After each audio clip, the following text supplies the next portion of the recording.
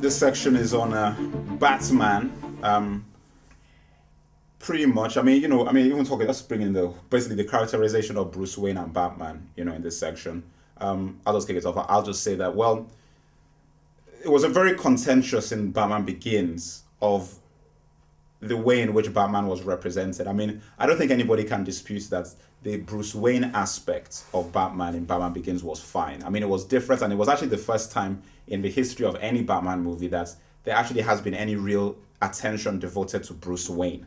Like, there's nothing had ever even really done it. So there wasn't even much to compare it to. So you just even commended Nolan and their crew and everybody for even caring to actually do anything about Bruce Wayne. That being said, I thought Christian Bale obviously was a good choice for Batman, and the Bruce Wayne was well done. The Batman characterization was a bit weird because, like I said, I didn't really feel in Batman Begins, even though I liked the film and I still liked the movie, there was no sense of fear involved or any sense of real intensity involved for me psychologically when Batman came on the scene in part one. It wasn't the same as, no matter how much people want to insult Keaton's Batman and Burton's Batman, when Batman arrived in Batman 1, 1989, there was like an energy involved. There's like things were happening, there was like a pressure involved that wasn't there for Batman Begins, which was, like I said, it's a completely different take because it was realistic. It's like, this is a real guy. You've already followed Bruce Wayne throughout the beginning of the movie, and you see how he progressed to being Batman.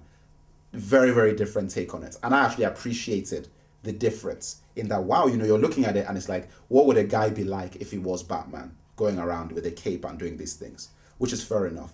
But that being said, as a fan of Batman, there is an element of energy and dread and foreboding that Batman actually embodies even on the page of the comics that I've always wanted to see, and it's something that people have always wanted to go out to watch. And that was what I hoped would be done in The Dark Knight. And to be honest, though it was improved, it really wasn't. Christian Bale did an interesting thing with his voice, and I think he was on the right track in the idea that, you're creating a creature, it's different, it's not Bruce Wayne in a mask, it's a different part of his psychology, which is fine.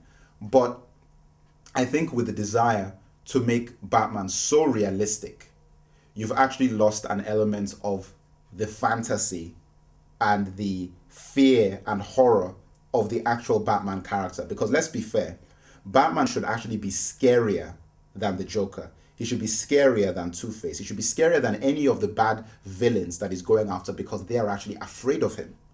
So what would it take for a criminal, the most hardened criminal, to be afraid of a Batman when these guys have seen the most horrific things and actually done the most horrific things to other human beings? You have to go to some insane levels. And in fact, let me just say before I pass it on, like, the closest that Nolan has gotten to evoking that kind of psychology was actually in Batman Begins, when the toxin affected Crane and you saw Batman turn into a demon face thing. Now that was scary. Where it was black. Where where his whole face was black and looked like a demon. Now that was scary. I'd be afraid of that. Now, he doesn't have to be so extreme, but if that was the angle that Nolan was going to go on to represent Batman when Bruce Wayne changed to Batman, that I'm going for fear. I'm going for fear to such a degree that even the fans watching this will be afraid when they see Batman.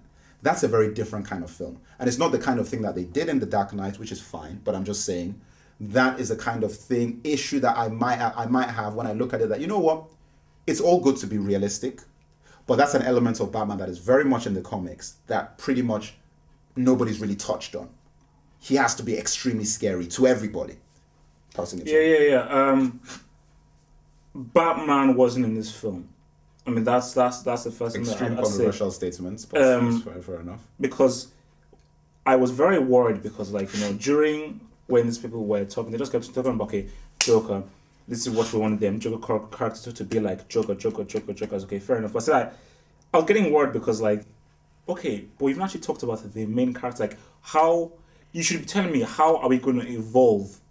But the Batman character from Batman Begins, as the Mike was saying, how are we going to take that fear thing to the next level? How are we going to escalate this fear with the escalation of the criminals in Dark Knight? Because, at the end of the day, this film isn't called The Joker Knight or Two-Face Knight. This film is called The Dark Knight. At the end of this is a Batman film, and your first port of call is our lead character. Obviously, it's the story directing, but the first port of call is the lead character. And in this thing, is like Batman didn't really evolve from Batman Begins, and I can't really lay the blame on Bale. I really lay the blame more on like, obviously they had a lot of stuff to do, but it just seemed like if there was so much stuff happening in the film that you really didn't feel like if Batman really had like a firm ground of things in the whole thing. And also as well, he used his detective skills once. I mean, in the barely, film. hardly really. No, used it. yeah, he only used it once in when he went to looking at the bullets when those two people were killed by Joker. And like, really, Batman has to be a detective for the whole thing because the Joker was doing some crazy crimes, and Batman, you have to be seeing like Batman trying to use his detective skills to try and figure out, but he only used it once, and that was it. And I just think that really like the Batman character. It didn't really seem. I'm gonna give it a for. I think that basically Chris Nolan isn't a Batman fan. He isn't a Batman fan. Agreed. And all I'll say is that at the end of the day, a lot of the stuff that you might talk about, his detective skills and all, it's not going to happen. So you might as well get used to it. My view is that I watched this thing and that's what I say, please, in everything I said, remember that I gave this movie like probably 9, and it might go up to 10 by the end of the week. Same as Batman Begins. I'm just trying to explain that for me personally, this isn't my cup of tea. Dark Knight isn't personally my cup of tea. Neither is Begins. I said that the split second I came out of Begins, I said it's not my cup of tea. The soundtracks are not my cup of tea. The soundtrack for this is not my cup of tea. It's like, there's a reason why I'm involved in Dark Knight and Batman, and the only guy that's giving me close, not exactly what I want, but close to what I want, is Tim Burton in Batman Returns, not even the 89 movie. Now, all I'm saying is that at the end of the day, this section's about the Batman, so let me talk about Batman, the character. Bale, to me, hasn't done it. Like, he didn't do it in Begins to explain to me why I should give a monkeys about you as Batman. Now, in this movie, to me, he hasn't done it. He has this, a man with so much promise as Bale has, with so much talent as Bale has, this is the movie to come and really say, okay, this is what this Batman is. This is the man who the concept and the thoughts you'll remember when you leave the cinema. I don't remember anything. I've supported Michael Keaton for a long time, and I support him now harder than ever. Michael Keaton still is my number one. Okay, Michael Keaton to me still is Batman, and that is testament to Michael Keaton. Because the amount of material Bale has been given, he's been given gallons of. Guys who are going to try and say, oh, Heath Ledger was given more. Nah.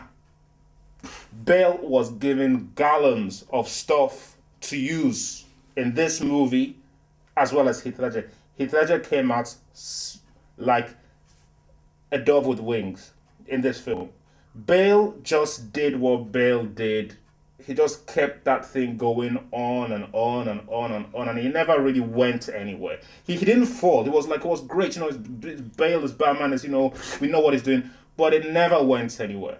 And if I'm going to be honest with you guys, I'm not looking forward to part 3. I'm not. I've just watched an amazing movie, which I'm probably going to say about 5 times in the cinema, but I'm not really interested. I think The Dark Knight has peaked. I think I think Nolan's world has peaked. It's like, you have to realize that we're looking at a guy who is making a Batman movie where we hardly see Batman fight. Now, why do I want to watch a part 3 where I know the fighting is out?